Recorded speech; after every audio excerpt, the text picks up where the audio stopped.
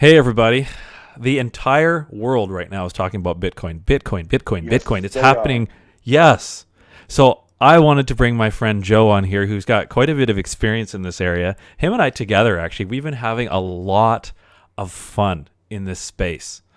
So And much fun. oh, man. Oh, man. So this is my friend Joe Sutherland. I'm Steve Coleman. Joe, tell me, when was the last time you had a conversation with somebody about Bitcoin? Um, 15 minutes ago. Yeah. Okay. So my point exactly. Everybody wants a piece of the action. They hear Bitcoin, and I've had some people. Actually, I had one guy.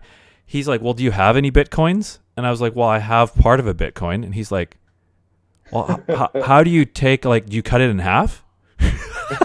And he thought it was a physical Bitcoin. He thought it was a physical coin. Um, I thought that was pretty funny, but not to laugh at people because Hey, the I the used to think that. yeah, yeah. you know and what I realized, what it taught me, what it really helped me to see is that most people don't have a clue. All they know is that there's a lot of Bitcoin billionaires out there who are making a lot of money, and that's about all they know. So Yeah, I didn't have a clue, Steve, starting out. And if I'd had a clue trading Bitcoin when it was $13, if I'd had a clue, I would be in a completely different tax bracket right now. It's like nobody had a clue. Nobody did. But we roll with it, and we learn as we go, and that's the exciting thing about the day that we're living in. There's so much opportunity right now, yeah, so much. yeah, so true, so true. Hey, listen, you and I were talking a little earlier today, and I really wanted to get on and share this with everybody. I'm going to share my screen, and I actually want to pull up a pie chart that you and I were discussing just a little bit ago. So I'm going to do that. This article here, we were just talking about Bitcoin billionaires and so on. Uh, I don't think everybody needs to see that because it's all that's ever talked about right now, and we're not into repeating what else is going on there. You can get that somewhere else. But this chart here, it's called the cash flow quadrant. Comes from Robert Kiyosaki. At least that's where I first heard about it, from his book Rich Dad Poor Dad, and also his book The Cash Flow Quadrant. Um, so in this pie chart, you have what you really see. See it at the bottom here: 95% and 5%. Joe, could we talk just for a few minutes about this 95% category and also the 5% category, and really Oh what it yeah, means? sure. So 95% of us, little peons out here, are scrapping over 5% of the money in the world. Hmm. And 5% of the people in the world are holding 95% of the capital in the world. That is crazy. That is, man, So I can doesn't tell seem by possible, yeah, but it is. Yeah. I can tell by the way you're talking. You don't think that's a good thing. It wasn't until I saw the numbers that I actually legitimately had this shift where I started believing that it was on purpose, Mm-hmm. On right? So purpose. a lot of us, yeah, on purpose. I mean, why not? I Mm. mean, if you don't understand these numbers, then the idea that it's on purpose seems a little, judgmental, maybe a little far-fetched. But you can bet your boots that those 5% who control 95% of the money are doing it on purpose. It's not a mistake for them, Hmm. right? So what would be their incentive for that, other than just having a lot of money? Power, control, you Okay. know. I the idea is actually so new and foreign to me that because I don't really have a long grid for this. It's a fairly short term, uh, some new concepts for me to understand money this way, Mm-hmm. and so some of this paradigm shift that we're going through um, is so new that there's some areas of this map that haven't been really fleshed out yet. What they are doing with it, what their motive is, I can't say, but I can say this, that when I made the shift from realizing that the situation that I'm in wasn't by accident. I'm not just a product of circumstance. I'm a product of programming. A product of programming. A product of programming Uh-huh. to just be another taxpayer, moneymaker, good employee in the system. That shift, I didn't really think that was really someone's intention or that was on purpose until I realized these numbers that you have up on the screen. And then I began to look a little closer and go, okay, this is on purpose. And I'm going to purpose to move out of this way of thinking and out of this programming, because it's the programming that's allowed me to stay in this, oblivious of this. Mm-hmm. And I'm not okay with that anymore. So we're moving out. Interesting. Now, how does this enter into the cryptocurrency conversation that most people are having right now? You know, there's an interesting concept with fiat currencies versus cryptocurrency. Mm-hmm. Banks have the ability to basically manufacture debt and sell debt. And as soon as you receive a certificate of debt, it literally manufactures money for the bank. Hold on. To have that money. Hold on. So you're saying when I go and I take out a mortgage on my house, that money materializes out of thin air? Thin air. And then I have to pay that back? Right. Okay. So you're literally materializing money for the bank Mm-hmm. that they didn't have to have before they loaned it to you. Okay. That's the simple version. So with fiat currencies, we can continue to print trillions of dollars. Every central bank from every centralized banking, a nation that has a central bank is able to print fiat currencies seemingly endlessly. What's a fiat currency? Just for the sake of our listeners. Right. So it's a currency that it represents. Well, maybe Steve, you have a better definition for fiat currency than I do. As far as I'm concerned, well, go ahead. You were going to say something? Well, yeah, good question. A fiat currency would be the United States dollar, Canadian dollar, Great Britain pound, Japanese yen, any of the world currencies, pretty much, excluding cryptos at the moment. Right. So fiat currencies are usually managed and controlled by a central bank within that country. So our US dollar, fiat currency, is controlled by our central bank, the Federal Reserve, and so on. So, and it gets a little, there's a lot more details and it's more complicated. This is the simplified version. But the contrast that I want to share is the difference between a fiat currency and a cryptocurrency. Cryptocurrency, depending on which cryptocurrency it is, that the ones that are moving up in value, there's a limited supply. They just can't make more of it. And because there's a limited supply, we are competing for a piece of something that can't just be reprinted over and over again. Oh, okay, I see. And right now we are going through a money printing extravaganza unlike history has never seen. Yeah, and ironically, that money that's being printed is actually, people are taking that and buying assets such as cryptocurrencies to put their money into something that has value, because literally fiat currencies, the value is, it's like a rock falling from the sky. When you look at fiat currencies in relation to each other, you don't see a big change. But overall, because of all the debt that's being incurred by printing more and more currency, the values are going very, very much down.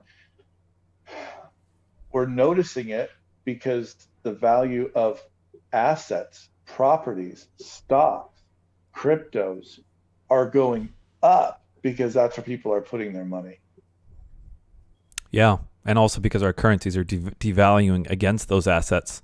So assuming the asset wasn't appreciating, which of course is not correct, we're still going to see that where the dollar value of that asset is increasing just simply because the dollar is being weakened. Yeah. Right. So Steve, I think the question that we all have to ask ourselves is, Now that we've established that it's on purpose, that we're part of the 95% that are scrapping over a measly 5% of the money in the world. Now that we've established that that's on purpose, does it drive me to say, you know what? I am going to figure out how this programming has inhibited me from stepping out of this limited income status and into a realm where I can use my creativity and learn how to produce abundance. That's really what the question is. Because abundance is available, but we have to recognize the programming that we've come under. Wow. Wow. That's a big concept. I love it. I love it. And it's right. You look at this here is the 95% right here. This is us right in here. All that part of the pie chart. We either work for ourselves, we either work for someone. And really, I mean, you own a small business. I used to own a small business. The 35% here, work for yourself, that honestly felt just as stressful as being part of the 60% working for someone, plus worrying about the business surviving. And Sure. if there wasn't any money left over, I mean, to me, it felt like almost like more bondage, more stress than just getting a job. But Right. Yeah, and Steve, I just want to throw out there, I mean, we may not literally step into the lifestyle or the experience of that 5% Mm-hmm. that have 95% of the money, Mm-hmm. but we'll understand our own financial freedom, our own level of abundance, especially as we come out from underneath of the programming. Wow, very interesting. Well, I'm interested in hearing more about this programming you're talking about. I suppose in order for this sort of an imbalance in society to exist, I guess you would have to have some pretty solid structures put in place to keep people out of this 5% here. Just thinking at this from the surface here, this 5% pie slice here. Yeah. Well, Steve, what's the American dream? What's the American dream? Canadian dream as well, but literally it's get a good job, be a super employee, work for your bonuses, work for your raises. Getting fired is like getting a divorce. In fact, people will get a divorce instead of get fired, or leave a job because it's a toxic job. They'll leave a relationship and keep a job, just so that they can get the 58-inch TV that they think is going to fulfill their dreams. And they'll sit down at that TV and watch more programming that drives them to just want more, such as that new latest model of SUV that's on TV. And so they'll go through another cycle of working, and getting their bonuses and paying their taxes so that they can get the SUV and maybe even have enough left over for the 60-inch TV. So they gain 2-inch TV that now they're super excited about sitting down and watching more of the programming. It's literally called programming. That's a really good point. That's exactly what it's called. It's literally called programming. And that's not the only place that it is. I mean, it's built into our society, from a lot of different angles. But it's ironic that we've actually put so much emphasis on being super good employees. But it's not our fault. It's not our fault. I truly believe people are doing the best that they can with most of us are doing the best that we can with what we have and what we know. Mm-hmm. And until you come into a paradigm shift where how you view these things starts to change, I'm not trashing, I'm not, talking down or trying to send anyone on a guilt trip here. I believe that we're doing the best with what we've been handed. We've just been handed a formula for their success, not for mine. We've been handed a formula that makes them money, not me financially free. Mm-hmm. Right? Right. So that the dollars flow into here. Mm-hmm. Yeah. So then we analyze what my version of success looks like. And I would have to ask myself, do most of the elements in my version, my viewpoint of success, do those elements end up in the consumer category? Right? Bigger That's a house, better car, bigger TV, whatever this success looks like. Does it just look like a bunch of consumerism? Is that how I've been programmed to view success? And I think that really is going to hit home for some of our viewers, is that you know, that might just be for a lot of people what they've defined success as. Yeah. Looking back at the way I used to think, and probably still do to a certain degree. Yeah. I drive down the road in a $250,000 car, and all my neighbors look at me and go, wow, he's successful. Really? Is that really what success is? Really? I mean, there's nothing wrong with that. There's nothing wrong with that. I feel like somebody who, I don't know, they have $10 billion of, fine. But of course they're going to drive down the road in a $250,000 car. It's just normal for them. And that's fine. Yeah, I can't wait. I can't wait to drive the $250,000 car, Steve. It's going to be so much fun. Yeah. But the lives that we're going to change on the way makes it incredibly, incredibly more fulfilling than driving the car. Yes. Yes. I love that. I just love that mindset, Joe. You're coming from a perspective that it's really, unfortunately, very rare in middle class North American society. So that's part of why I wanted to have you on here. I really wanted to bring this up. And I think probably most of our viewers right now have decided to join our call and to watch more because, at least initially, this is what attracted me to the whole idea of investing is, okay, well, Bitcoin's going crazy right now. How do I get my piece of the pie? No pun intended. But what I'm hearing from you is there are ways, but there's a deeper, more important thing that needs to be addressed with your average North American middle class person, and it sounds like a mindset issue to me. Would that be right? It's a mindset issue. It's a programming issue. You'll know the truth. The truth will make you free. And what we're here to do is to help people step into freedom, and it comes from understanding the truth. Yeah. And I'm so excited to be on this journey with you, Steve. I have to wrap this up here because I've got to get off here. But let's do another one. Let's talk soon. Yeah. I'm sure if we're totally available for comments. Leave your questions below. If you've got questions about cryptos, if you've got questions about investing, we'd love to chat with you. But Steve, we'll do another call real soon.